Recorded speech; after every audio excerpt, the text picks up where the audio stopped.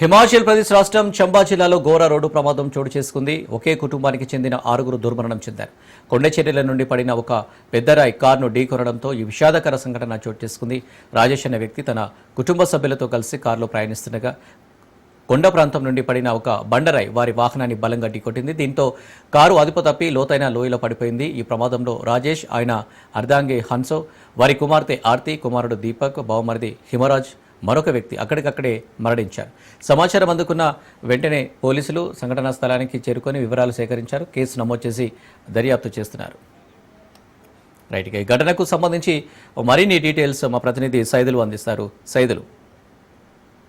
అనిల్, హిమాచల్ ప్రదేశ్ లోని చంబా జిల్లాలో శుక్రవారం జరిగిన రోడ్డు ప్రమాదంలో టిస్సా సబ్ డివిజన్ లోని చాన్వాస్ ప్రాంతంలో కారు 500 మీటర్ల లోతులో పడిపోయినట్లు కూడా స్థానికులు గుర్తించారు. అయితే ఆ కారులో మొత్తం 6 ఉన్నట్లు, అందులో 2 పిల్లలు సహా 6 ఉన్నట్లు కూడా గుర్తించారు. స్పాట్ లోనే 6 కూడా మృతి చెందారు. ప్రాథమిక నివేదిక ప్రకారం వాహనం పూర్తిగా నియంత్రణ కోల్పోయి రోడ్డుపై నుంచి తప్పి నిటారుగా లోయలో పడిపోయినట్టుగా కూడా గుర్తించారు. కాకపోతే ఆ లోయ చాలా లోతుగా ఉండడం ఎవరైతే స్థానికంగా ఉన్నటువంటి వారు గుర్తించారో వారు వెంటనే దిగి వారిని కాపాడే ప్రయత్నం, అంటే అందులో ప్రాణాలతో ఎవరైనా ఉంటే వారిని కాపాడే ప్రయత్నం కూడా చేయనటువంటి పరిస్థితి అన్నమాట.